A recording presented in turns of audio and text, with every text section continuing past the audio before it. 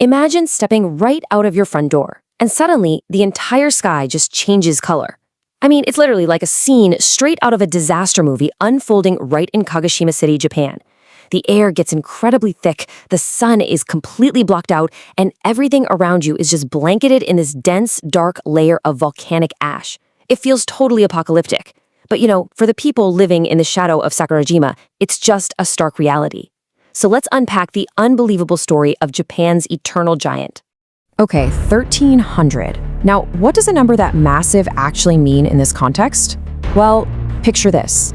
On June 7th, 2026, Sakurajima's Minamadake crater erupted with such terrifying force that it shot a violent plume of smoke and ash a staggering 1,300 meters straight up.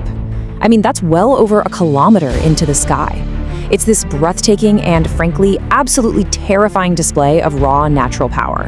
And as you'd expect, it immediately put the whole region on high alert. Okay, let's dive into this and look at what that actually looks like on the ground. The sheer volume of this eruption caused the sky over Kagoshima City to just dramatically shift colors.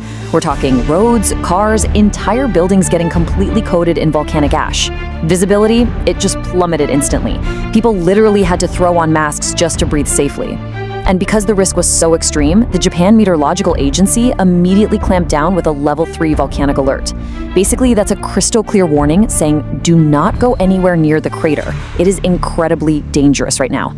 Section 1. History of the Eternal Giant, a Millennium of Fire and Ash. So to really wrap our heads around this beast, we've got to look at its deep history, right? This isn't just some sudden, out-of-the-blue breaking news event. Actually, the very first records of volcanic activity here go all the way back to the 8th century. So we're not talking about a new threat. This is a constant, dangerous companion. We see this massive, catastrophic eruption that jumps out in 1914. Then, since 1955, the volcano has been in this state of virtually constant activity. We're talking multiple explosions and ash eruptions every single year, leading right up to that 2026 level 3 alert. It is quite literally a millennium of living side by side with a ticking time bomb. Now, what's really interesting about this slide is the sheer unimaginable scale of that 1914 eruption. Get this. Before 1914, Sakurajima was exactly what its name translates to, an isolated island. But that specific eruption spit out such an incomprehensible amount of lava that it literally filled the strait between the island and the mainland. It permanently altered the geography of Japan. Thousands had to evacuate, and tragically many lives were lost. To this day, it remains one of the absolute greatest volcanic disasters in Japan's modern history. Section 2. The Ring of Fire, living in the world's most volatile zone. So, to understand exactly why Japan faces these extreme, devastating natural events so often, we have to zoom out and look deep beneath the Earth's crust at the Pacific Ring of Fire. If you're not familiar, this is a massive geographic region famous for having the absolute highest frequency of earthquakes and volcanic eruptions anywhere on the planet. And Japan, well, it's positioned right in the crosshairs of this intensely active tectonic zone. Basically, this geographic reality forces the Japanese people into a mandatory, lifelong lesson in how to coexist with unimaginable natural power. Section 3. Japan's masterclass in resilience, adapting to the constant threat. So how exactly do you go about your daily life when your literal neighbor is an active volcano? You don't just sit around and wait for a disaster to strike, right?